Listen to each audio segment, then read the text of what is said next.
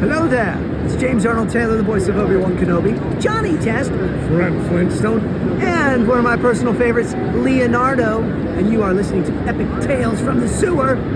It's totally awesome, turtle power, go, go, go!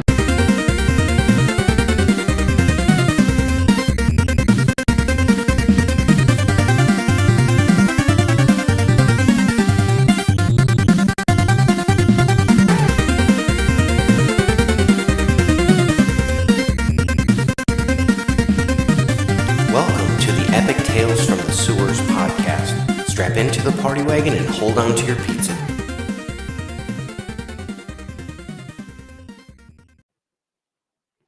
Hello and welcome back to another episode of Epic Tales from the Sewers. I'm your host, Justin. Eric isn't with us today, but I do have a very special guest host. Today I'm joined by a co-host of mine who is the GM of the TMNT tabletop game that we actually played together, creator of the RPG EZ gaming system. You may have seen him on a live stream on Epic Shell's group, and he is one half of the People Are My Hyperfocus podcast. Friend of the show, Mr. Doug Hall. How you doing, Doug? Hi, I'm good. Thank you for having me here, Justin. Appreciate it. Yeah, you're the first person I thought of. So, and he's going to be helping with the subject, interviewing our guest today, the creator of the role-playing game system Mutants in the Now and the follow-up Mutants in the Next, the follow-up book, the mutant mastermind himself, Julian Kay. Welcome. Hey, good to be here. It's a mutated cat yelling behind me. That's fine. That's how it goes. That's just all true to form for, what we're talking about today. What we're basically going to be talking about animals and mutations and all that. I feel like I would be remiss if I didn't define this word before we go any further. But this is just for our listeners who may not be either mathematicians or as well read as probably Julian. But is it permutation? Permutation. Am I saying permutation? Yeah. So it's a way, especially of one several possible variations in a set or number of things that can be ordered or arranged. So the reason I define that is because it will come into play as we continue our talk. So okay. So reading the introduction of the book, where did you come up with the idea, Julian? Where did this kind of inception for creating this system come from? Well, I was the original Teenage Mutant Turtles and Other Strangeness back, printed in 1985, though I probably discovered it much later. Was something I discovered on my own. Is probably the first role-playing game I ever purchased. I was already familiar with Dungeons and Dragons, but I was actually due to a certain 60 Minutes program, which may give you an indication of how old I am. I was banned from picking that up for my birthday. It was supposed to be my birthday present, and then it wasn't. And so I ran across the Turtles comics books on a lark, and then I saw the role-playing game, and I was able to sneak it in under the fact that it's got this little comic, 8-page comic in the middle. And see, it's a comic book. It's a comics, so it's not a role-playing game. I can buy it. And I was able to get past my mom that way. And so I really loved it. Didn't get to play it all that much, but I about like several decades pass, and somebody on Twitter, the host of the Monster Man podcast, Mary serves, I'm blanking out on his name, but he basically throws out a tweet that's somebody should remake the Turtles game, because all you'd have to do is remove stuff and that'd be easy. And I was like, yeah, I had just kind of an open schedule, and I'd been wanting to do a Kickstarter initiative called Zine Quest, where people were encouraged to do small RPG crowdfunding projects. And I was like, yeah, let's just do it. Let's just do it live, because I was like, I pretty much decided this like 2 weeks before before the deadline. So I got one of my, I had been working for a game called Level 99 Games. I got Fabio Fontes, who's a Portuguese artist, and I had seen some of his work he'd done on his own project having to do with a anthropomorphic honey badger, and some work he'd done on Fur Affinity. And I was like, no, he'd be perfect for this. And so I got him to do some sketches, and I went to Kickstarter with those sketches and kind of a rough layout of what I was going to do. Originally, it was planned to be like 48 pages, and because I can't stop myself, Yeah. it ended up being 120 pages and then 128 in the second printing because I added in all the reference sheets that I had created at that point. But one thing that I think really helped it hit at the time it hit is Ninja Turtles was like it was for me, was a defining game for a lot of folks. Folks who grew up in that specific like late 80s, early 90s. A lot of folks hit Turtles as their like first or second game. And then, like 98, Palladium Books decides not to renew the license. They decide it's not making making them any more money, and there's just like no follow up. There are little games that come out, like little adaptions for various systems, but there was never really a really strong dedicated attempt to put it out. I know there were some, like there's an ex-Palladium writer that tried to put out his own, but it's still unfinished as far as I'm aware. And there was another guy a couple of years ago who was trying to do his own called Feral, and that has been in development like for the past like 6 years or whatever, but is still unfinished as far as I'm aware. So yeah, it was really being able to strike on that feeling of nostalgia and that feeling of just missing something that had been really important to a lot of folks. We made about 4K with the first Kickstarter, and then the second one just jumped to 30K, just because it was a matter of just getting the word out. Once people heard about it, once I was able to get the word out, people wanted it. It was just a matter of, as an indie, learning how to get my name out there. So, one thing, if you don't mind me asking, it is your art style that you have with the Mutants in the Now that I'm looking at is very much like it's modern, but it very much harkens back to that Palladium feel of cracking open the old 98 Palladium book, yeah. and just looking at all the possibilities that you could make with that.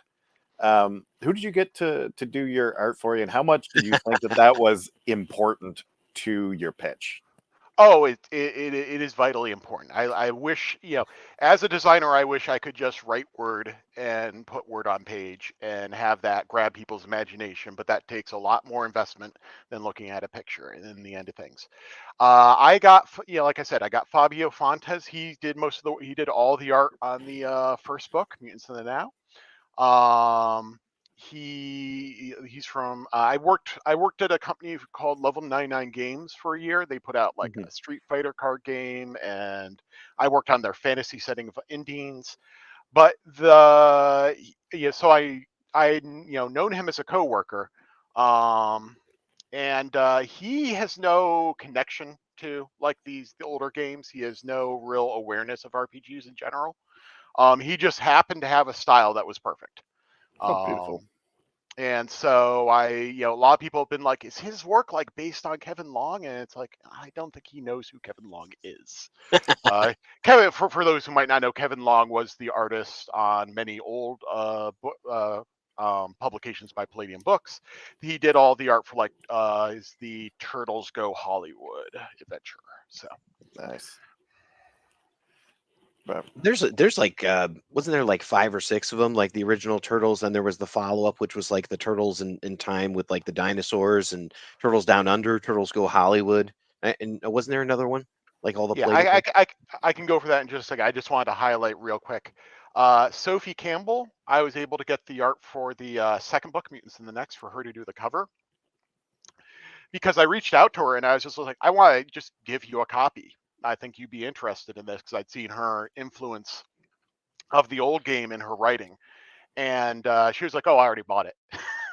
And then she was just interested in getting involved. So that's how that happened. And I also got Darren M.A. Calvert, who's a old TMNT fan as well.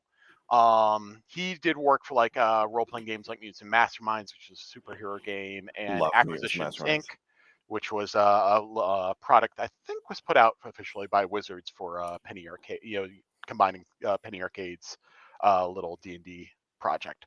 Penny Arcade being a old web comic. Still going. Yeah. Wow, really? Yeah, no, they have never stopped. Nope. So to look over the old books, there was the original Teenage Mutant Ninja Turtles and Other Strangeness was the first book. It was quickly put into a revised edition because the original book had insanity rules that were largely, as far as I can tell, pulled from the Diagnostic Statistical Manual #3 back in the 80s, and that was a time in psychology with like homosexuality and various other basically non-straight thing. Pretty much anything that was non-straight was considered a sexual, was called a sexual deviance. And Yeah, the I original heard that they Turtles, removed a lot of that stuff, and that was part of what the revised issue was. Yeah. That was actually a big part of why, like, I couldn't play TMNT and Other Strangeness on the channel because of that, because of the associations, and it would have, like, there were things that I was just like, one, I don't want my image to be associated with those beliefs at the time, and two, like, it just opened up like for a lot of trolls and everything. So we had to like, RPGZ was our solution to be able to do something with turtles, just period. So yeah, that was a huge stumbling point. The insanity rules. Yeah, they removed Did you play that without those? They removed them in the revised edition entirely. Okay. There's like one or two references still left to them, but particularly when they did like their superhero game, Heroes Unlimited revised, it had removed the whole sexual deviation element. Granted, the rest of the insanity table is still not particularly progressive, but If here's a question: if you guys are playing a Ninja Turtles game, how often do you think it would go into like a sexual area? Like, I can honestly say the couple times I've played the RPG Easy with Doug, it has never gone there. Like, we're more interested in like, hey, we want to save these hostages and take the bombs off the walls rather than Some people's tables get weird. Yeah, I guess Yeah, I think a lot of it has to do with the fact that well, not as any sort of defense, but bear in mind that when the Turtles game was put out, there were like maybe like 5 issues of the comic, 5 or 6. Well, no, I think it's a total of 8 or so, but there weren't many issues of the comic out, and it was aimed largely at adult fans. Okay.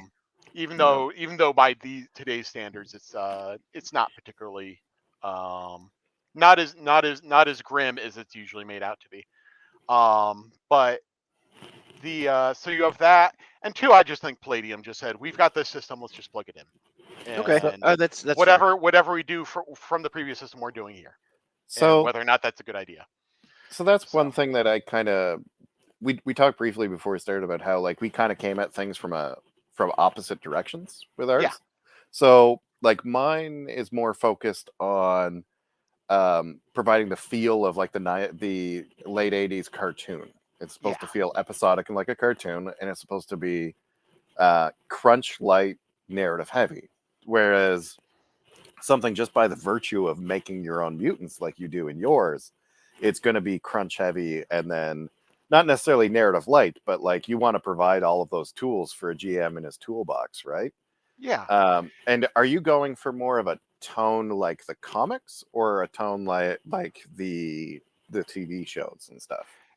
Generally, the original black and white comics are my kind of guiding star, but I'm willing to pull from anything if I think it's neat. But generally, the tone is going to be more similar to like the original comic book, or the earlier portions of the 2003 cartoon, that sort of thing. Okay.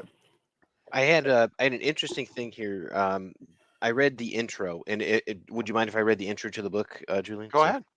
All right, so it's a game about mutation has to keep changing from table to table, to campaign to campaign, to adventure. There's always going to be something new. This isn't a book that you can use up, especially a new twist, or expect a new twist every time that you open these pages. Between species, mutations, backgrounds, more and more, there are millions of permutations that turn up. That's why I define the word. Your game is like nobody else's. Let's discover a brand new world.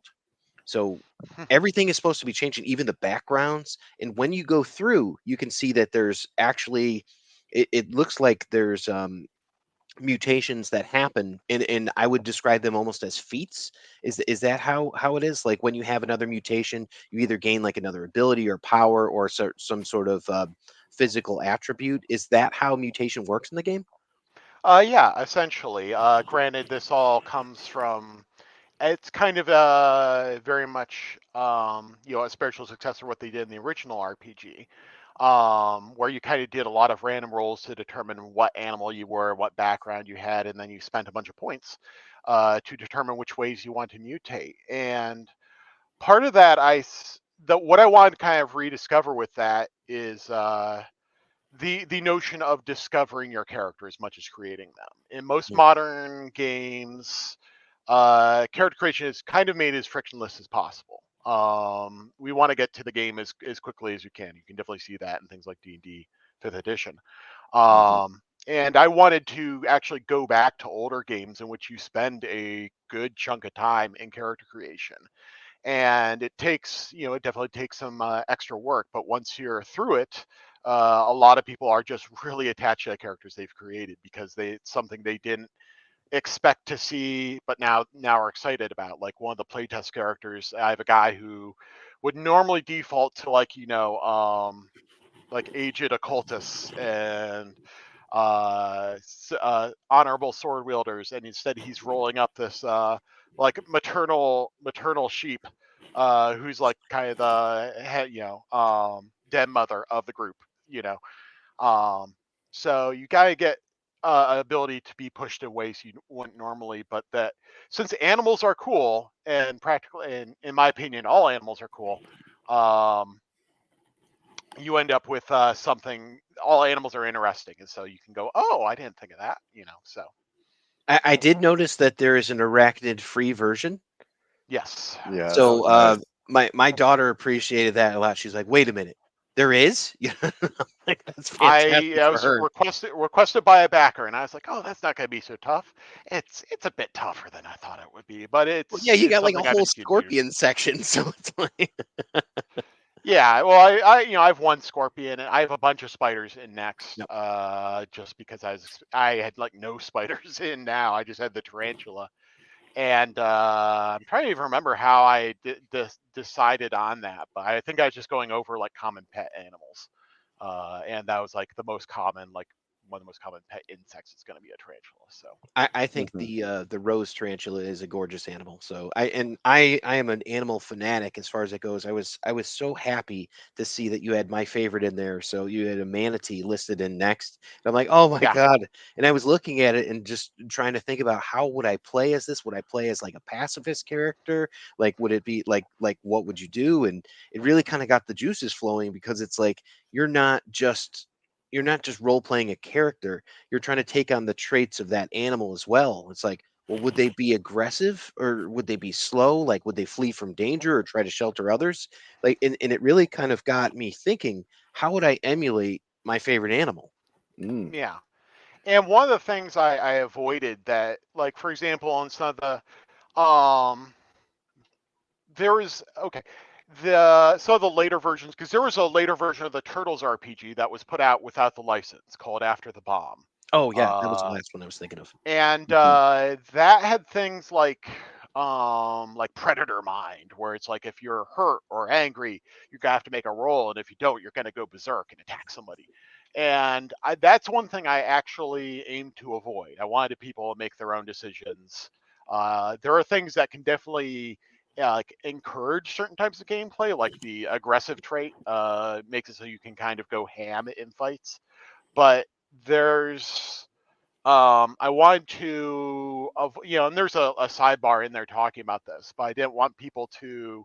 I wanted people to be able to approach like animal behavior at like their own comfort level, and and do their own interpretations. Cool. Well, I guess it depends. One of the interesting things that I found with TMNT lore too was, depending on which approach the TMNT series took, they were either humans turned into animal hybrids or animals turned into human hybrids. And so you had that scale of animal behavior that just shifted throughout. Like, how much are they just, teenagers with attitude and also some gecko powers, or like how much are they geckos that just like pizza? You know what I mean? Like, so there's, like you said, there's a whole range of like, how much do you want to delve into the animal side of your character that is perfectly supported by the world?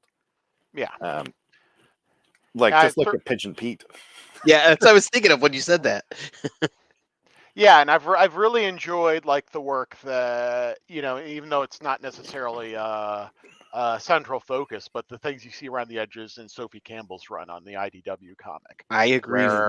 Love it. Where a lot of humans are trying to just cope with like, okay, I'm a porcupine now. What do I even do with that? Yeah.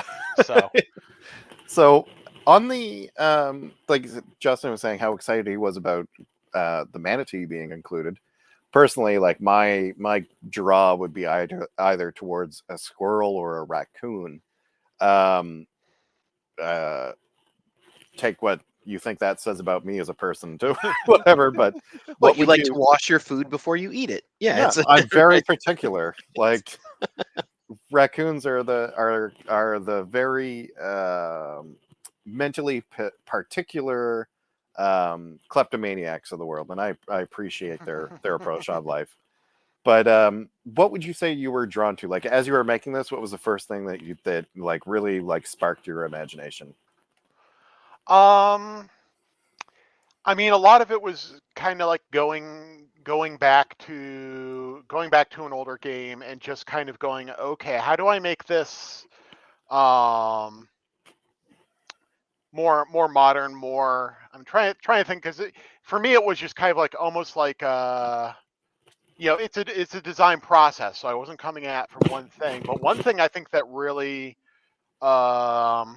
pushed things forward was the idea of having unique animal species.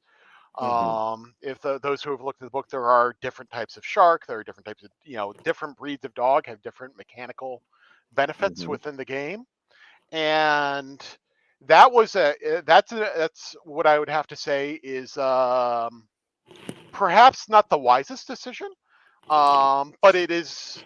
I wanted to create this kind of like evocative feel that when you're picking up an animal, that you are a brown rat and not just a like rodent small, and there's validity to the latter. Don't get me wrong, but the just because there are so many animals and people are always requesting more. I'm waiting for the elephant shrew myself. It will never end. It will never ever end. There will always be a corner that I have not covered with this process, but it does create a situation where it's like, I'm getting to play, a pavement ant instead of, just, there's, mantis shrimp. It creates a evocative feel, because I was inspired by older games where it's just like, you're not, just like a knight. You're a knight of the rose, or you're, other class systems like that are very, very specific. Like Apocalypse World with like, you're not just like a gun. You're like a gun lugger, and that's a bit more evocative than, say, rifleman, for example. Yeah. So I wanted to create that kind of evocative feel. And that was, but overall, like really, really digging down the animals, I think that was probably one of the most exciting parts. There was a lot that went into it, like trying to make the random creation a bit more, a bit more fair. by basically saying if you roll badly on your attributes, you get more points for mutations. You get a certain number of re-rolls that you can implement Yep. or Yeah, I switches. saw So that. if you roll an animal that you really don't like or you really don't want, there are ways for you to re-roll or to switch it around, because you are allowed to basically like kind of flip your roll around, so you'll get kind of see what the other alternative is before you decide to spend your points. So there's a lot of stuff like that where it's like also just like working on things. And granted, this is more just less inspiration, more just hard work, is doing things like making the combat a bit more involved. And granted, a lot of the aspects of combat that I have are in the original game. I just sat down and made them, a bigger part of, like, integrated into the entire game. Like, because the old game would have something like entangle, where you grab somebody and you can, or grab their weapon. And except there's no other like mechanics that reference it. It's something you can do, but learning martial arts won't necessarily make you better at it. If you are covered, if you're covered in like a sticky substance, like some kind of a worm or something, that will give you no benefit. And so that's a lot of that was like kind of just bringing all these ideas I had together. And the different martial arts styles that you have listed there, like there's extensive research that you've done on this. I wanted to ask you before we get into the dynamics of like how the game works for the fighting. Can you tell us what you need to start? So for folks who are listening, what would you have to get? What kind of supplies do you need? How many people? That kind of stuff. Yeah. Generally, it's you need you're gonna have to get about three probably about, I would say, 4 to 6 friends, including one of the person including the person who's running the game. You'll definitely need a copy of Mutants in the Now. Next is actually coming highly recommended. Not that you need to dig into all of it right away, but it does come with an introductory adventure at this point, which I got done by Crystal Frazier, who's who's currently working on D&D, so she has quite the CV. But that's not, if you're used to role-playing games and your role-playing game hobbies, you can probably do it with just Now. You don't necessarily need Next right off the bat, but if you're completely new, I would recommend Next just for the adventure. And then you'll need a standard set of role-playing game dice. Those are usually sold as D4, D6, D8, D10, D12, and the better side I'm saying D12 is a 12-sided die. And add a D20. Mutants Now uses all those except for the D4, because I'm making my own game, and I kind of say that rolling a little pyramid is annoying, and I don't like it. So, and they fall on the floor, and you step on them, and they're just not the best. I think the only thing I've ever really rode that for is either like a bless or a hunter's mark or something like that. I just kind of came to a conclusion as a designer is I'm making a difference that's only like between like 1 and 3. That level of difference. Just make it. Yeah, don't worry about rolling for it. So so you have that, and you'll need pen, paper. You might want to print out character sheets off the website if you have a printer. And my website j-k.games has reference sheets for like combat and for creating your character and things like that can act as aids. So it's a lot of different things that come together, but most of that is delineated in the game itself. So that's great. Where was the thing I was going to... So before we kick right into like the thing itself, I personally need to know how you got something done. Just great question. Yeah, my you spoke about like design process and the hard work and everything, and like how do you stop designing and start refining? Yeah, that is a tough question, because it is very much perfect is the enemy of the good in that regard. And for me, a lot of it is getting it to be just like the earliest point I felt comfortable testing, starting to actually run it with a group, and seeing where it fell down and where it. But ultimately, a lot of that, like, what point do you get to that? I can't say I started with like a minimum viable project. I definitely done a lot of work beyond that, but it's going to be different for everybody, I think. At what point you feel that you have enough. I probably wrote more than I needed to before I started testing.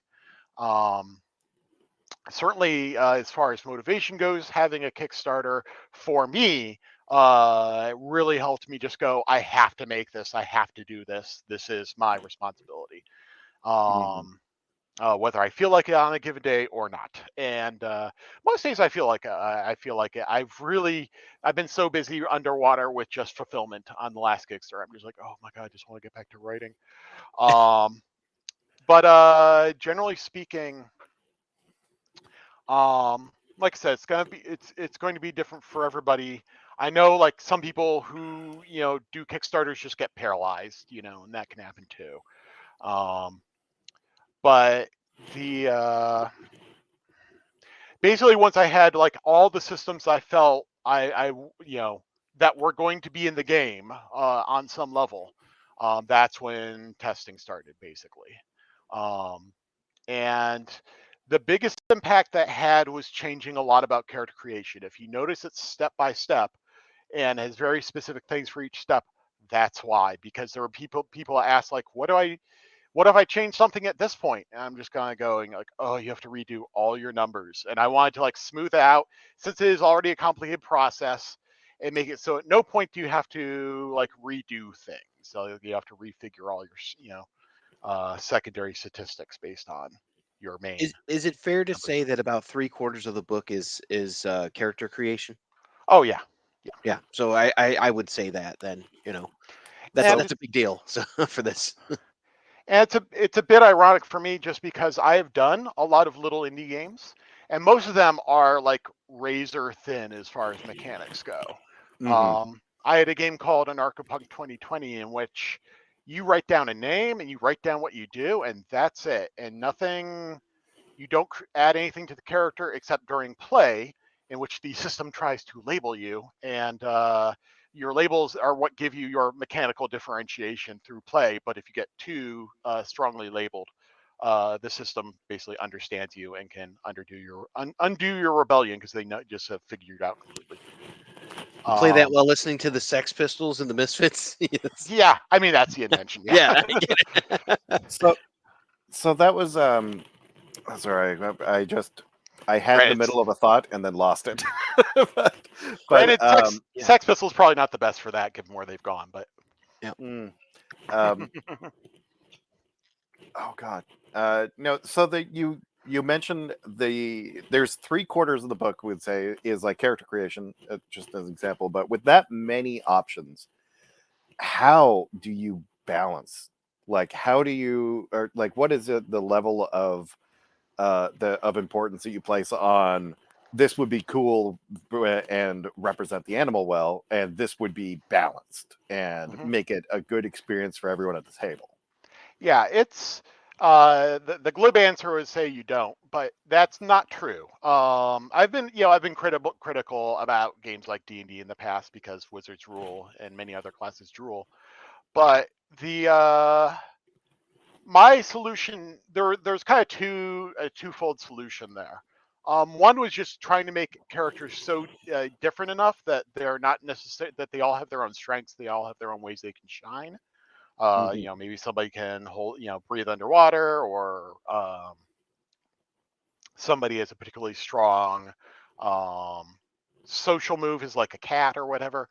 And so what I wanted to do is make sure characters were differentiated enough that they all had their moment in the spotlight. And that's really what my balancing was focusing around, was not necessarily making things on mechanical par with each other, like everybody has the same mechanical bonus or what have you, but trying to just differentiate it to the point where there will be a time that you can do your cool thing. Smart. And the other was just, and this may seem sideways, both eliminating death as a mechanical consequence. Mhm. Because a lot of games, a lot of conventional dungeon fantasy games like D&D or Pathfinder have long Baroque systems on how to determine the challenge of a given encounter and whether it matches up with the level of your character. And it turns out when you eliminate death and you eliminate the idea of getting your character sheet taken away because you made a bad decision or you fought the wrong thing, that allows me to just go, yeah, if you lose a fight, it's not a huge deal, and you don't necessarily need to perfectly balance each encounter.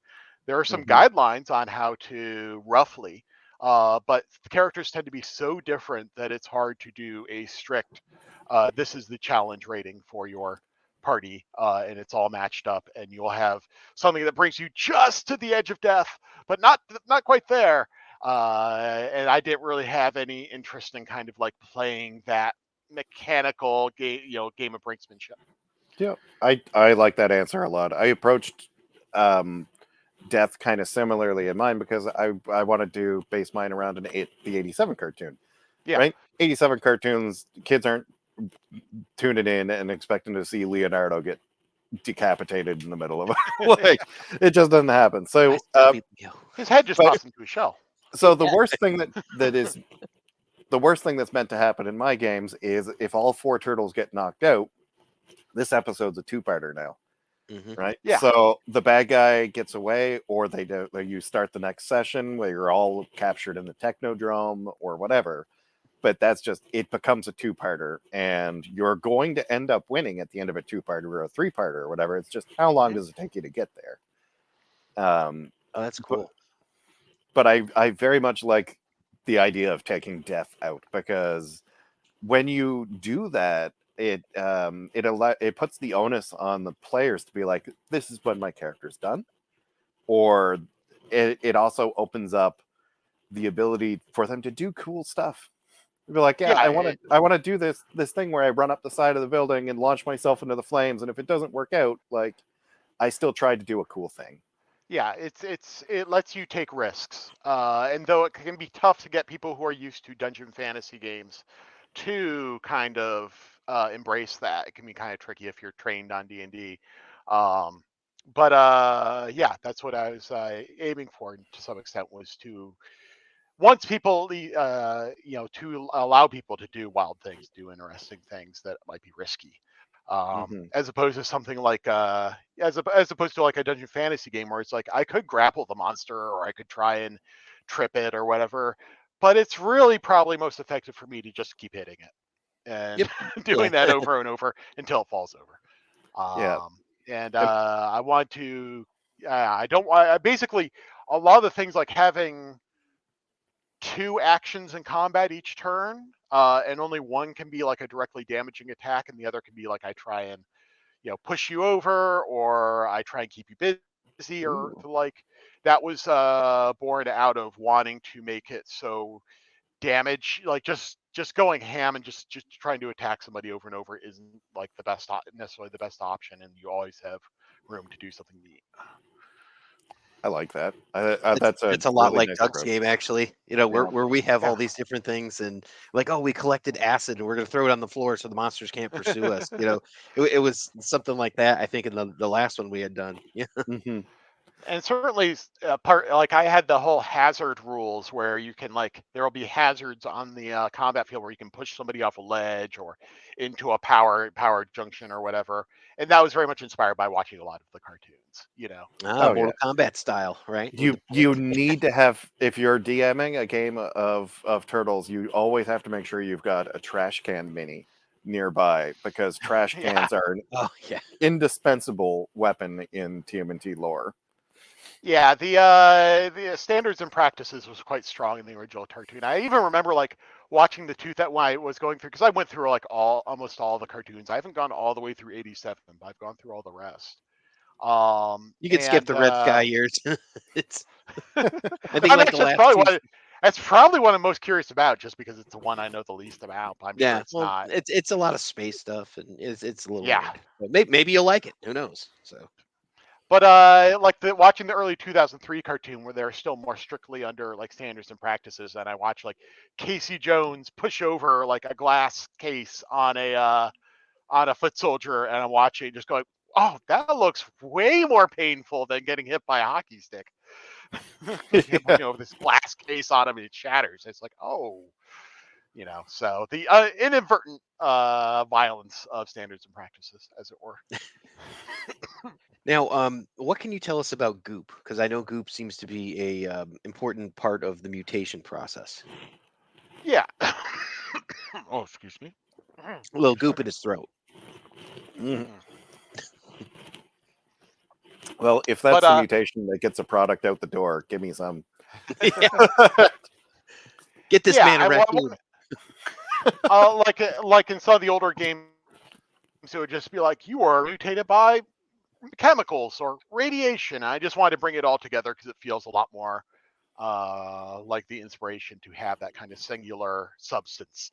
So I have goop, which is this blue glowing slime that can mutate animals and make them more humanoid, or make people less, make humans more animalistic. And with it, I also termed the actual points used to mutate goo-p, where it's genetic genetic optimization.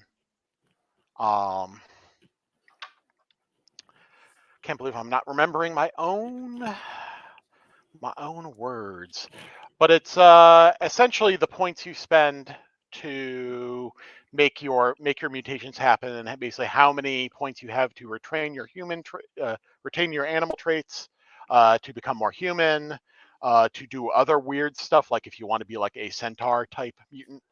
Oh, Jesus. Yeah, I saw that at the end. Like a Jabberwocky earwig in the end of the game. I'm like, oh man, this is nuts. Oh, that's terrible. Yeah, it's horrible.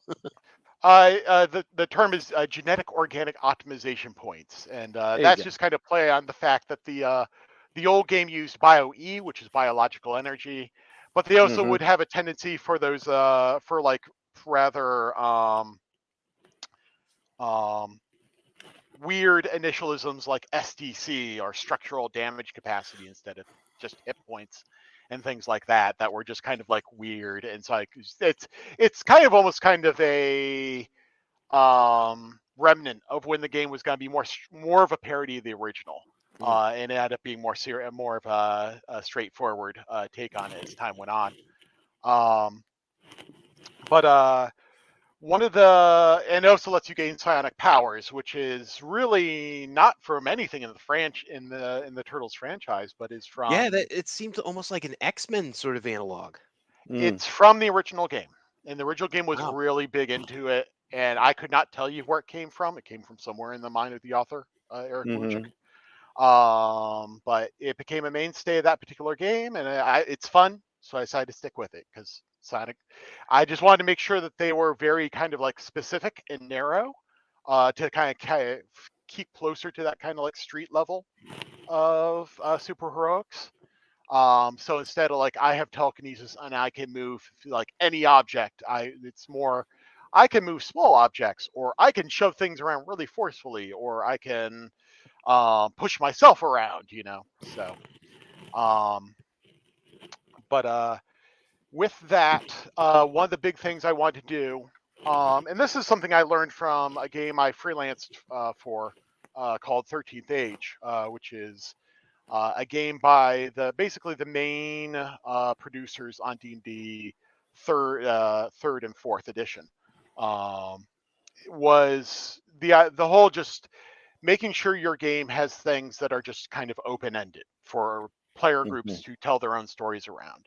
And I have like a list of things that goop could be, from maybe it's some ancient alchemical mixture, maybe it's something from like the astral plane linking into our real world to change things. Maybe it's from another world where anthropomorphic animals are the norm. So I had and those are just suggestions because I wanted it to stay open-ended and for you to tell your own stories about that origin, because it's really one of those things that people will have their own exciting ideas about. That's very much one of the design philosophies that they went with Eberron, which I appreciated for exactly that reason. They would be like, there's no canon answer, so you can't just be like, well, I would love for this guy to be like the original vampire, and like Eberron's like, sure, why not? Like, run with it. Cool. You know, there's nobody wagging their finger being like, well, actually, Yeah, no rules lawyers, right? yeah. And then, certainly, I was just gonna say that really, really opens it up for a GM to like see one of those things in the solution and be like, I kind of like that, but maybe I take a little bit from option 2 as well, and that fits the story I want to play. And that it really, really helps open the floodgates when it comes to planning out your campaigns. Yeah, and like I'm sure like Jonathan Tweet and Rob Heinze were both like involved around when Eberron was who did 13th Age when Eberron was coming around. So they have a game where it's like you have an archmage that's really important to the world of magic, and who is the archmage? What is their name? What is their backstory? That the game is never going to find that for you. Just know that there is a archmage, and this is their rough role in the power structure. But beyond that, details are up to you. Awesome. So I have a 2-part question. First of all, for Justin, can I get in post just like, the Xbox achievement unlocked thing? Can I just get that for like a fear unlocked for the idea of an earwig centaur? Oh yeah, because oh my god, it's that's going to be nightmare. an audio achievement. So Yeah. I'll see if I can find that. But yeah, man, you got to see the picture, because like honestly, I looked at that and I'm like, oh my god, look at the tail. That creeps me the hell out. That's my nightmare. Thank you for finally finding something equal to the ocean fear for me. Yeah.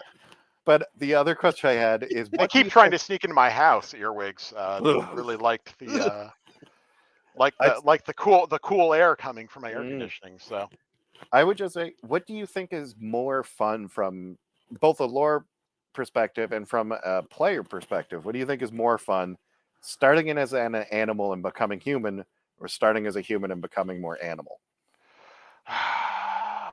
More fun? I would say right now, one of the things I mean to fix this as time goes on. When I did the human rules, they are very, very detailed down to like what occupation you had or what social class you had. And right now, that's probably a little more interesting than the simpler animal tables that were done in now. But I'm looking to bring the eventually have new animal tables that bring those things up to par. So I personally, I think thinking of being an animal and becoming is probably more fun for me. But I really, really worked to make the human stuff also really exciting in terms of because like I think the big difference is that with a human, you have this kind of like background, and your story has already begun to some extent. And when an animal mutates, that is essentially going to be the beginning of their story. I've done things to kind of at least give animals some idea of a background. There are tables you can roll on to see what type of existence you had in the wild, whether it was hard Scrabble or you had a open garbage can every night for your raccoon to sneak into. But it's always going to be a little trickier to do that kind of things with animals, just because their lives are relatively simple compared, from our perspective. So you said with Mutants in the Mix, that's one of your upcoming projects that you have coming, that you're going to have a lot more like breeds of dogs and like a lot more of the pet animals, right? So would you say that you're like some of the things that you're changing with your animal tables and everything would be coming into Mutants in the Mix as well? Because I can see there being like a whole section almost on just what a pet animal's existence was like before turning, and like what their relationship to their owners was like. Are they trying to fight ninjas because their owner was kidnapped by the Foot, or what? Like the wild, right? There's a lot of possibilities to me that I feel like could be explored. Yeah, no, and to clarify, that's Mutants in the Archive. That's Oh, from the sorry. archive. Yeah. Mutants from the Archive. That's going to have that. Mutants in the Mix is going to be the system hacking resource. Right. But yeah, no, it's absolutely lets me sit down, and I have on my outline, doing a bunch of expanded charts on like ownership and that kind of background, and that allows those kind of allows me. If that's successful enough, I might do a farm one after that, for example. Ooh, And I'm down for that. so and generally expanding those outward through different books, and probably having to sit down and compile it at some point. But right now, that's kind of like one of the things with Mutants from the Archives is it took me about a little less than a year to do now, and a little more than a year to do next. And I'm looking for ways to speed up that process. And so Mutants from the Archives is an attempt to do smaller scope stuff that I can do in like 48 pages, as opposed to 192. But also I wanted to bring in other authors eventually on the next big project. Okay. And see if that can help speed up the process, and also bring in other perspectives. Oh, yeah. Is the original line had that it's been a post-apocalypse spinoff called After the Bomb, and whenever they put out new books for After a Bomb, they'd be different locations, like Mutants Down Under, or Australia. Mutants. You'd have Roadhogs, which is Western U.S., or Mutants of Avalon, which was Britain. And I want to kind of do that kind of around the world stuff, but I also want to see if I can get folks who are more have better backgrounds to explore that kind of thing, particularly in regards to the non-animal side of things and stuff like villains and things like that. With this, just between the first and the second book, it looks like you have 267 species. Is there any that were particularly unique and stood out to you while you were doing some research for this? That's kind of one of the key weird parts, is like when you're researching animals, you'll often find out that they are more unique than you thought going in. Like you'll discover that flying squirrels are already unique, but they also have, like, they glow in the ultraviolet spectrum. Why do they do that? Nobody knows. You can guess that it makes it easier for them to perhaps find each other or what have you, but we don't know for certain. And so you end up with a lot of times creatures that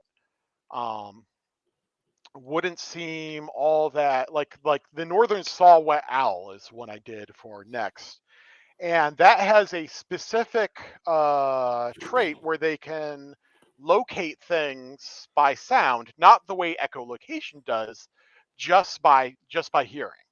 And that's not something a lot of animals have, and it's not something you'd expect just from from looking at an owl, and it's not something all owls have. So Isn't there a you end character up based on that in the next, actually? yes, there is. You have the kind of a group of self-made ninjas, and She's one kind of of a them. Karai sort of hunter enforcer character with like a long, I don't know if it's like a pike or something like that, like a glaive. I don't know. But with the owl background? Yeah, yeah. Oh, that would be It's cool. pretty So, cool. Yeah, it's specifically modeled off of I forget what it was a specific. It was actually modeled off of European boar spears. neat. Because they Okay. have that cross-shaped thing basically to keep Yeah. the boar from shoving itself up the spear at you, because they would do that. And so that's Kaide. Kinda, yeah. And yeah, that was interesting doing the ninjas for this, because I kind of they're basically almost like posers, where they are inspired by ninjas and pop I culture, love it. rather than being some ancient. That was kind of me getting around the fact that a lot of old ninja material in the 80s is very much linked into kind of the Yellow Scare stuff at the time. Yeah, and like Count Dante's most dangerous man alive. Yeah, which is fascinating and neat, and he was just an absolutely awful human being, just singularly terrible. So it's one of those things where it's just like, yeah, I'd love people are like, you should include that in the game, and it's like, yeah, maybe as a villain, I guess. I did like the fact they did that kind of thing with like Chuck Norris in the Yes. 2012 cartoon. So yeah, that was neat with the, and like you have like the poor beagle, which is a type of shark. It's best known for being kind of the most rotund shark.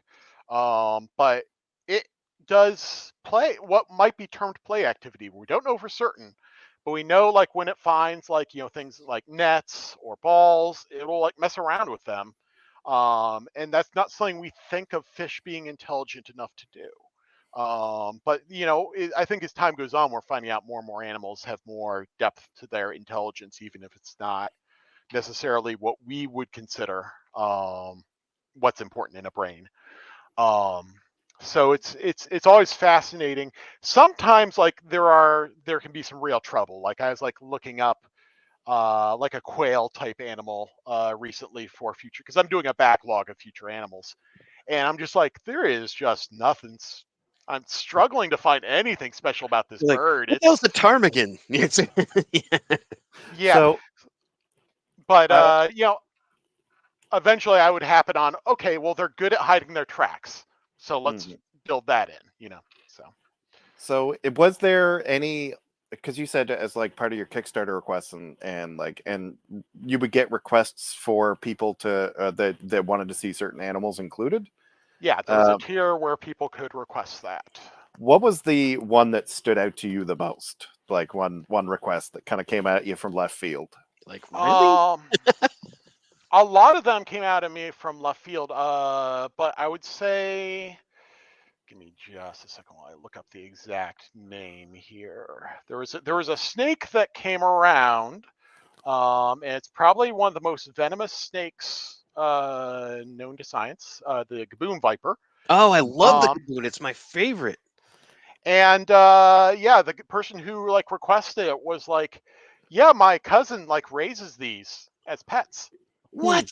And it's like, that is something you can do. It They're has actually the hardest hit of any venomous snake. I think it has like the hardest bite out of all of them.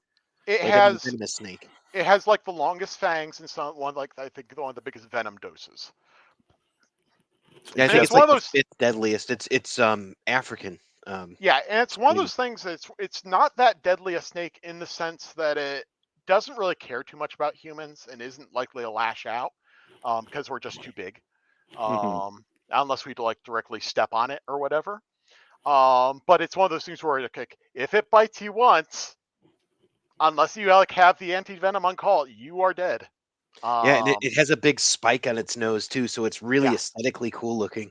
Yeah. Yeah. So that makes sense. Yeah. That's awesome. So it's just one of those things where like a hospital is extremely unlikely to have the necessary anti-venom. So it's unlike a cobra where if you get bit, they might have the anti-venom, but for a gaboon viper, no. Well, I'm pretty sure a possum. It's one of those like. What a great name, the gaboon viper. One bite and gaboom, you're gone. Yeah, like just. It's a cool snake. I encourage all listeners to go check them out and look them up. Yeah, gaboon viper. It's actually I wish I could remember the name. So. Yeah, there's a guy who handles reptiles who did some videos I watched a research on that was really good about it. And his name is probably a lot of psychologist. Probably very much everything that's coming out of my mouth is probably adapted from him. So. I got a feeling that the design process of this involves many Wikipedia, YouTube just rabbit holes that last about 3-4 hours.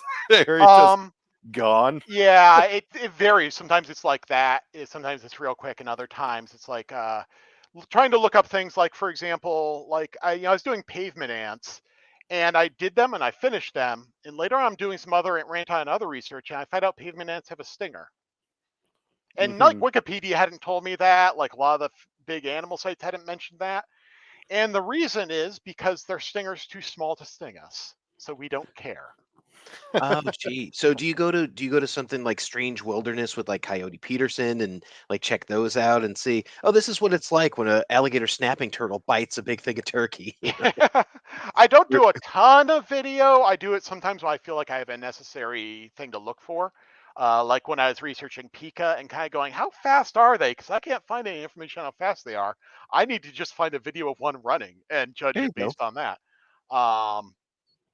But and there are other challenges like octopi are all venomous. All octopi are venomous, and there's not much research on it because I was trying to find out what type of venom they had. Because one, octopi rarely bite us, and two, their venom is generally it's painful, but it's not dangerous per I mean, se. like, is it a neurotoxin versus a hemotoxin, something along those Yeah, lines? it's something along Like those your blue lines. ring Yeah, octopus? Yeah. like the Okay. blue ring octopus is like the turbocharged version of Oh that. yeah. Yeah. And that's pretty much the. I had to go through scientific papers to try and find out that Jeez. yes, it is like Yeah. the regular like a common octopus will have the same venom, but it is just much more watered down than like the blue ringed version. So, and like stuff like the ants, I just had to kind of guess that they have like a weaker bee venom. But that's like because some things just haven't been researched. What senses do animals have is often a blank spot. So trying to figure that kind of thing up can sometimes be a real challenge, but I do the best I can with Yeah. the Yeah. information available. Well, it's interesting too because you have like your insects versus your like avians, like your birds who'd see on like an infrared spectrum versus insects would see on an ultraviolet spectrum. So would they take on that? Would it be like, oh, okay, I can do that, like how Superman can change his optics and do like microscopic vision or something like that? Is that something that comes into play? So you're pretty Yes, detailed, so I imagine it is. ultraviolet sight is in there, and I tried to actually include some examples of how it's actually used, because Mhm. the big challenge with like something like ultraviolet sight is what did they use it for? And Exactly. Yeah. we know like bees use it to locate flowers, for example, um, since a lot of flowers are very distinctive in the ultraviolet spectrum. It helps them zero in on that. But a lot of other animals, it's just kind of we don't know. It could just be incidental. It may not. The fact that they can do it may not mean anything. Yeah. And so it's just a challenge. So when I was putting together at least the descriptions and abilities, I tried to include some examples. But it's you're always kind of like. And another thing is like when you're talking about animal senses, you have to kind of go with a very kind of rough view of it, like saying somebody has ultraviolet sight rather than getting into the weeds of what exact spectrums animals see into. Because no Exactly. game master needs to explain something 5 times or 3 times at the table to different people. You need to like kind of just simplify it down But to that something that we as humans can But you could do understand. some pretty cool stuff like that, like with your boar spear wielding owl character there. Like I think it was anyway. They would be able to use ultraviolet paint or whatever to communicate like secret locations to other like owl based miniature Like an minions or whatever. ultrasonic. Okay. So, yeah. Yeah, Yeah. Okay. but like Interesting. you could use it for all different ways to just be like your exclusive areas to that breed as well, like, and just how humans would adapt animal advantages or animal like traits that the animals themselves might not even really use or that we don't understand the use, like how would they adapt them to human society? Yeah. It's That's a good pretty point. Yeah. interesting. Yeah, and it's interesting to there's sometimes when somebody would come up with like some type of weird combination of abilities that almost feels like an exploit, and they'd be like, "Are you gonna let me do this?" I'm like, "Yeah, Yeah, why it's not? fine." Yeah. Yeah, like for example, somebody figured out like a combination with the martial arts to basically defeat a no-name enemy without a roll. If somebody's just a goon, you could defeat them like 1 or 2 of them around without a roll. It's like, isn't this busted? Because he's so used to other games. I'm just like, it's fine. They're meant to fall down. Um, That sounds like you, Doug. As long Yeah. as long as you still have other challenges in combat, it's fine. I very much I have the same idea of like when my players ask me like, can I do this? It has to pass two checks. Like one, is it funny or cinematic? Because either one of those is probably going to get me to say yes. And two, does it take away from anybody else at the table? Like if both of those are good, like if it's going to be fun and cinematic and everybody else at the table's like, fuck yeah, that sounds awesome. Mm-hmm. Then we're in, right? But if someone at the table's like, well, if he can do that, it kind of makes my character useless, then I will try and suggest a modification because I don't want something to take away from somebody else there. But if not, if it like we're off to the races, it's going to be fun. That's cool. Yeah. And one of the things I did that was different is I have major animal traits, which cost a good chunk of points. Mm-hmm. And I have minor, which are all just 1 point or maybe between like 2 to 3 points if they have some extra things you can buy for them, sub traits. But like, for example, in the old game, it was really expensive to get like claws. Yeah, because it was the old days, and it was seen as just being able to do damage is valuable. So claws will cost you like a good fourth of your points. And now I was like, nope, that's a minor trait because you can get a knife. You can go over that kitchen and get a knife. There are other ways of doing that type of harm. Now claws are different. They have their own distinct advantages and disadvantages. But like there's a lot. Doing minor traits allowed me to include a lot of little things that don't have an obvious use. Like I'm looking at chemotrope, which allows you to say eat an inorganic substance like ammonia or elemental Like sulfur. a hedgehog, yeah. And there isn't an obvious use for that. But if you come up with something, that would be pretty cool. Or like in the original book, there was one where it's like your tongue looks like a worm, because that's something from snapping turtles, where they just hold out their tongue, wait for a fish to get within range, looking for that little worm, and snap shut. Maybe they use the tongue like a jab, right? Where they determine distance with the tongue by snapping that out. It's not meant to do damage, but it's a distance finder. Can we just pause to appreciate for 1 second the fact that Justin immediately knew that hedgehogs did that? Oh yeah. Oh man, I go so much deeper. I'm like, yeah, they regurgitated on themselves, so they're not good for predators. But yeah, absolutely. Yeah, they eat poisons, and yeah. It's a big thing in Britain. It's But yeah, there's a bustle in my hedgerow, I think everybody has those weird animal facts that just speak to them, kicking around in the back of their head somewhere. That if you ask anybody and they don't have like a favorite weird animal fact, then I'm pretty sure they're an alien. I mean, like everybody's got one thing that just sticks out. Like, did you know that the hedgehogs do this? Like, that's super poignant. I love that. Yeah. But that's one thing I love about people. It doesn't matter, like, like most people will have a favorite dinosaur and a favorite like weird animal fact. It's just yeah. Are we gonna get dinosaurs? Is that something on the horizon? Dinosaurs, or maybe like a woolly rhinoceros or something? Prehistoric creatures? I will say, as a kid, I started reading at around age 3, and I remember going to a Montessori school. And I read all the books they had on dinosaurs at the time, and then I read all the books on animals.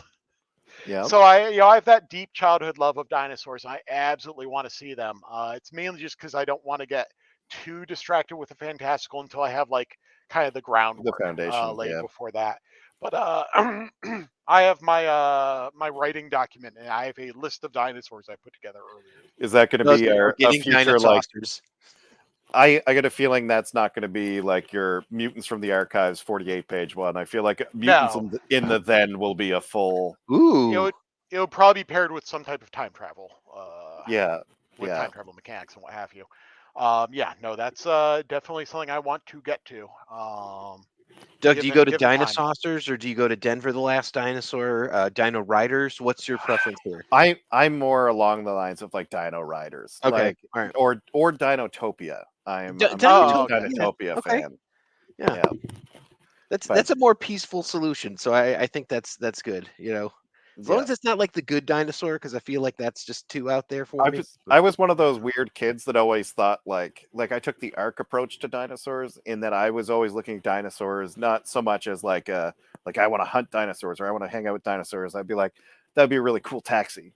You know what I mean? Like I always, Flintstones. Yeah, like the Flintstones. Cool. yeah, I was always very much, I wanted to see how a society would live with dinosaurs, and that was always what sparked my imagination as a kid. Yeah. I watched that one special with Gary Owens from Laugh-In, where the kid actually became a dinosaur at the end or something like that. So I'm like, well, it's possible, it's canon. So Yeah. you Yeah, can see how exciting all that would be. Yeah, the main challenge with that is that the Cretaceous bogarts all the popular dinosaurs. Hey, So it'd be a Precambrian matter of- has its. No, I'm just kidding. That's No, I mean, like, there's deep a lot of science jokes in this one. I mean, no, the like Jurassic has a lot of popular dinosaurs, but not nearly as many. So Yeah. I mean, you're looking at maybe Stegosaurus, if anything, and a Dimetrodon. I don't know. No. Yeah, maybe I don't know. But hey, Brontosaurus yeah. is Jurassic. I'm a Diplodocus guy, so man, we're throwing stuff out. So before we go too Triceratops deep for into the dinosaur stuff here, Yeah. I'm glad that Doug asked that, because that's something where it's like I love dinosaurs. I think that'd be cool. We would be absolutely remiss if we didn't bring this back to talking about turtles and talking about pizza. But my idea for this one is, if you were to take and mutate a pizza, Julian, what would that be like? Like, let's imagine that you have a pizza, which is a piece of food, right? That can consist of many different toppings, yet you mutate it to be kind of like a different version of itself. What would that be like for you? And how would it start? How would it end? Well, a lot of people like sometimes ask, "Are you gonna do like this super weird stuff like pizza face?" And I'm just like, "Yeah, why not?" I'm easy going. But it's you just find the right place for that and not just jabbing it in for I think as a designer, my focus would probably be just thinking about how you work that out mechanically, and whether or not what parts of the pizza is retained. Does it retain the heat? Are you always piping hot? Are you going to be, if somebody bites into you, giving them a hot mouth of burning up tomato sauce? Or do you have some ability where you can lure the lure people away with your enticing scent to try and get them to bite you and not bite your friends? And trying to think of like Ready other in 10 aspects. minutes.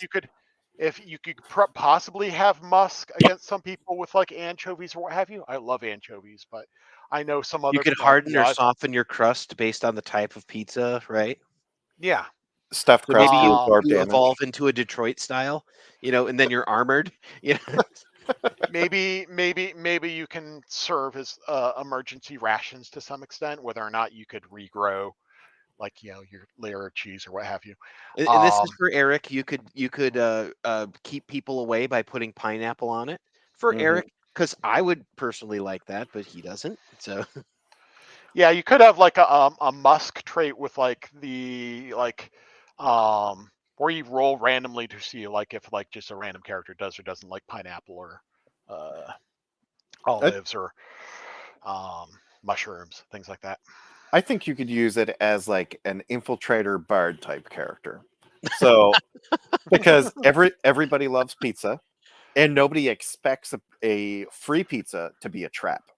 You know what I mean? Like you can just slide in. So many spy movies and everything have them coming in as a pizza delivery man.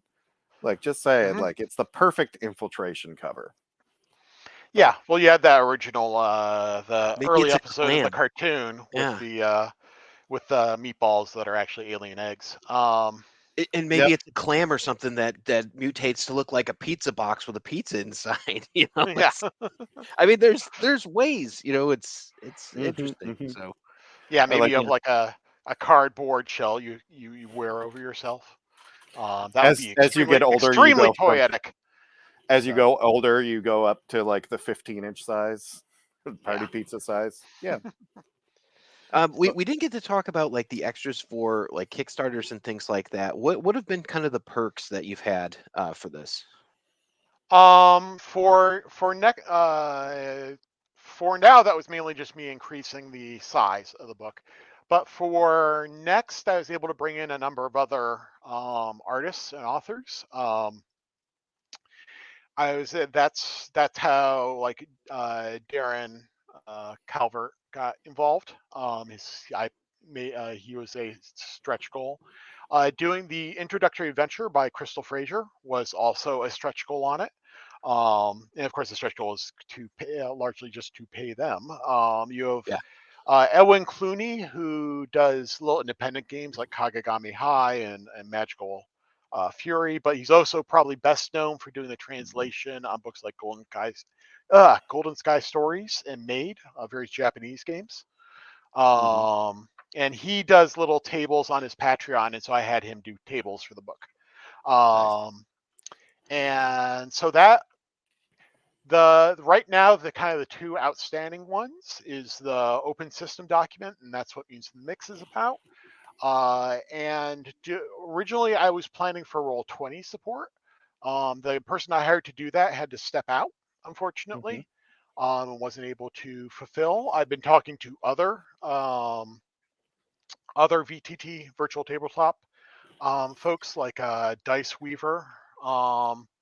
And I do a lot of tabletop sim. It's a fantastic program I've used it for playtests on other games in the past that used cards. But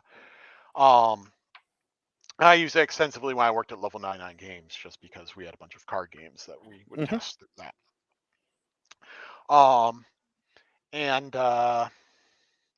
So those are the big things, is like trying to find ways to because like some of those last ones, like the VTT and the open system document, is trying to find ways to expand it outward and expand way people can enjoy and interact with Mutants in the Now, whether it's creating their own stuff or finding ways to play with friends online more easily.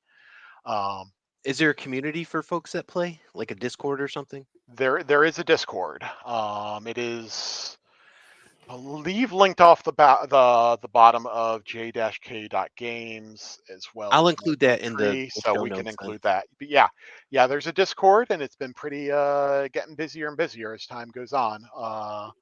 Got a lot of folks who like sharing that kind of thing, and got a very inclusive community so far, and I've been happy with that. Cool. Yeah, it's always one of the challenges in building online communities, which I've done several times in the past, and trying to find ways. Like there's folks that are interested in animals, and that's kind of who it. Like for me, that would be the big enticer. But then you've got your RPG community.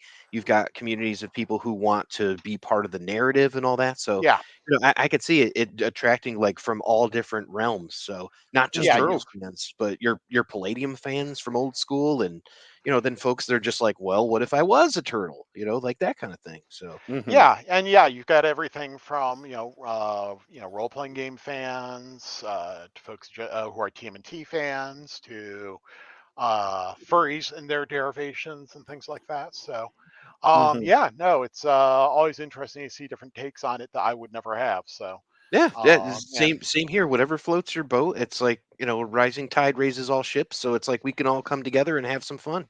It's been it's really what keeps me going, is having that community there, and having knowing there are folks who are just like, what's next? What if we do? What if there's a supplement for this? What if there's a supplement for fantasy monsters, or for I like in next I have a few characters that were a few creatures that are inspired by Pokemon. and Oh, Mm. cool. I love it. from another dimension. And people are like, "Oh, so is there going to be like a Makubon book, as the mock monsters?" And I'm just like, Mhm. "I'd like to do it, given infinite time." So, So uh, I just have one question from a fanboy perspective. Fanboys, like, we love to make fan art and fan supplements and everything of materials, mhm, and that was one thing that we saw D&D 5th edition really step on itself, or Wizards step on itself earlier this year with yeah. their licensing. With Mutants in the Now and everything with your system, how keen are you to allow like people to build on that to make their own like fan supplements? Oh, generally completely. I will right now, and this may changes depending on how feasible it is.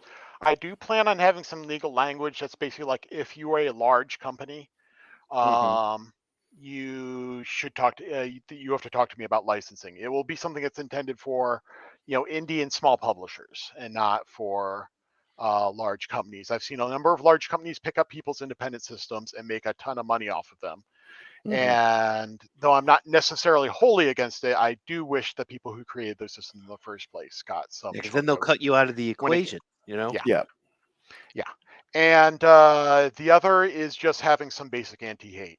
And Hmm. that's it's worth what it's worth. It's more a declaration of intent than anything that would necessarily stop anybody, but just having language like if you're classified as if you're a member of a hate group as classified by the Southern Poverty Law Center or other groups, you cannot use this in your publications. Good for And you. that's not I Yeah. like it. likely, Yeah. but it's good to You include. never know. Yeah, Yeah. you never know. You want to make sure that the vibe of what you're putting out there and what is associated with you is something you agree with, and you're not going to like turn on the news someday and be like, "Whoa, no." Yeah, no, the challenge, Like, the a little undercurrent thing is just making sure that you are not creating a game when you're talking about genetics and you're talking about animals, that you're not creating a game that's like a vehicle for genetic determinism. So mhm. um, that in that sort of mindset. So that's why I'm always like fairly clear about how I feel and what my politics are and things like that, because I feel like that's like the best signal in terms of community building. When 100%. people know what you're about, and people who are offended by it can just stay away. So I like that. So where do you want folks to find you, Julian? Where should people reach out to find the game? How can they buy it? Those sort of things. all the right now my main website is j-k.games. Um, and that has all the sales links on it. You can get Mutants Now on digital and next as digital at Drive-Thru RPG or itch.io. Right now, the physical versions are available via the JK Games store that's also linked there, um, as well as and at conventions, they'll likely be through Indie Press Revolution and the Indie Game Developers Network. Yeah, we met you at well, Eric and I, we met you at Granite State Comic Con. So Yeah, that's how we met you. yeah, it's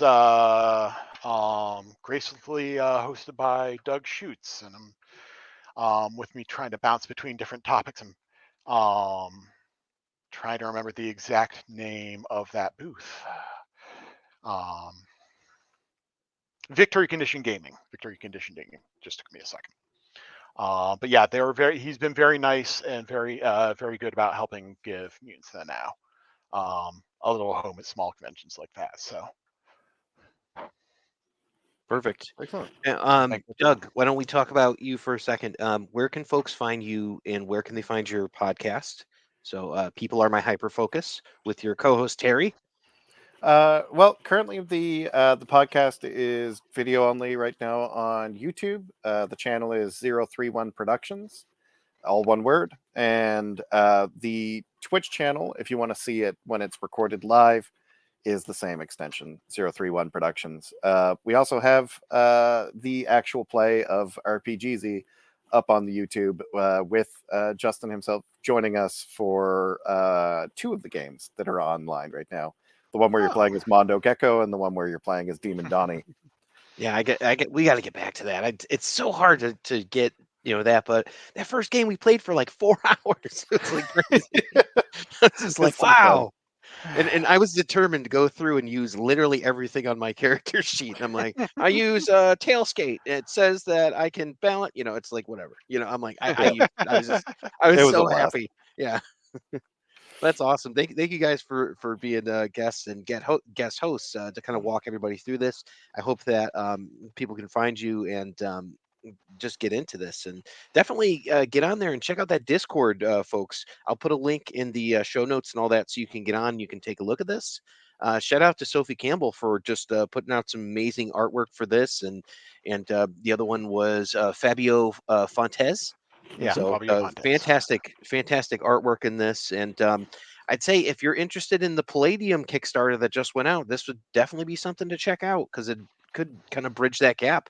And honestly, the gameplay may be a little bit better. So I see it as complementary. Yeah. It's taking you can use the old game is great for a lot of inspiration, and this the game that I've written, obviously I'm not impartial, but I think I brought a lot of lessons of the last 30 years of game design since then, and so I think it plays more smoothly once you get out of character creation, so I think And they're no complementary, force-sided and die.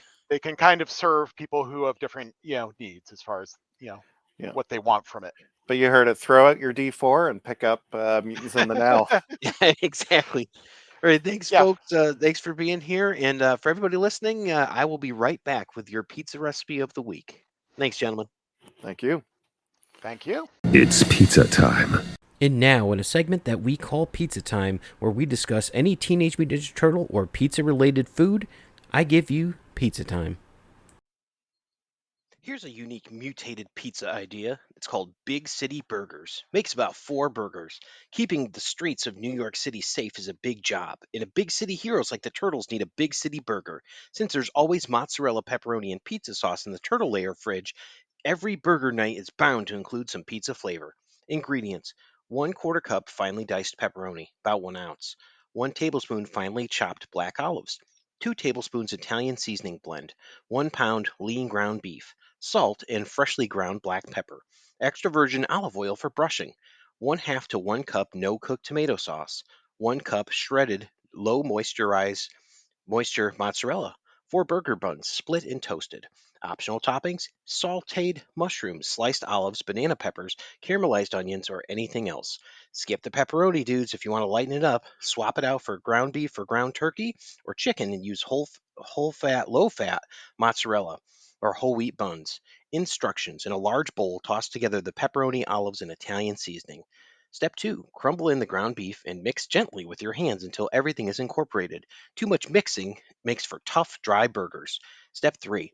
Divide the mixture into 4 equal portions. Gently shape each one into 3/4 inch thick patty. Use your thumb to make a deep impression in the center of each one. Step 4. Season both sides of the patties, generally with salt and pepper. Step 5. Place a large cast iron skillet over medium-high heat or use until a droplet of water fizzles and evaporates in a few seconds. Brush the burgers with both sides with olive oil and place them in the skillet, indented sides up. Step 6. Cook for 3 to 4 minutes without disturbing the burgers and then flip. Step 7. Scoop a spoonful of sauce onto each burger and top with a handful of mozzarella. Step 8. Cover the skillet or tent the burgers with foil and cook for 3 more minutes until the cheese has melted. Step 9. Remove the finished burgers from the grill. Step 10. Spoon some extra sauce onto each bottom of the bun and place the burger on top. Step 11. Spoon a little more sauce on top of each burger and serve immediately with extra toppings of your choice. And that has been our mutated Big City Burgers. Enjoy. Cowabunga, dudes! Thank you for listening to the Epic Tales from the Sewers podcast. The Teenage Mutant Ninja Turtles were created by Kevin Eastman and Peter Laird. This podcast has no affiliation with Eastman, Laird, Mirage Studios, IDW Studios, Archie Comics, or Nickelodeon Studios.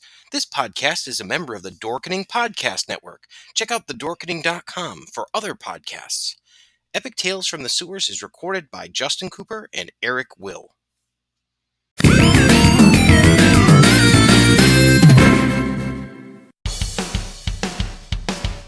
Greetings and shabibans. We are the Retro Reductibus Cephala Podcast, a long-form bi-weekly show that celebrates all the things that made growing up awesome. Well, that sounds good, but I don't know what all those words mean. I think what Parasite Seed's trying to say is that on Retro Reductibus, we explore a range of retro goodness, from toys, video games, and movies, to cartoons, and even snacks and school lunches. Oh. And we do it all with a positive spin, a slew of killer guests, and some very adult language. And you know what else is cool? No. This crazy show is part of the Door King Podcast Network with new episodes every Tentacle Tuesday. What's that? And if waiting 2 weeks for a new episode gives you a sad, know that we drop bonus episodes all the time, like the off-format Crow's Nest and an interview series we call The Brig. You can listen to Retro Reductibus on Apple Podcasts, Spotify, Stitcher, or any app that's cool enough to carry the only show that celebrates all the things that make growing up awesome.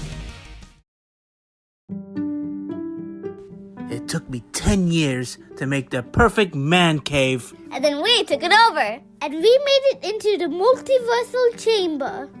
Then I started my own podcast. And we took that over too. And we're the co-hosts, the Multiverse Kids. Yeah, and I'm the dad, the geeky dad.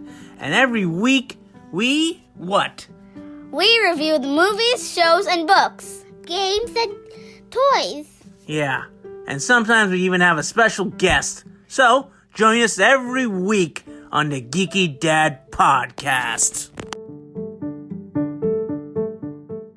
Hello, intrepid listeners. This is the Generation Playlist Podcast, a podcast about music where we are your guides through a particular group or artist. We talk about the music, and then we make a customized playlist to share with you, our listeners. And you can check us out wherever you listen to podcasts and find our playlists on Spotify.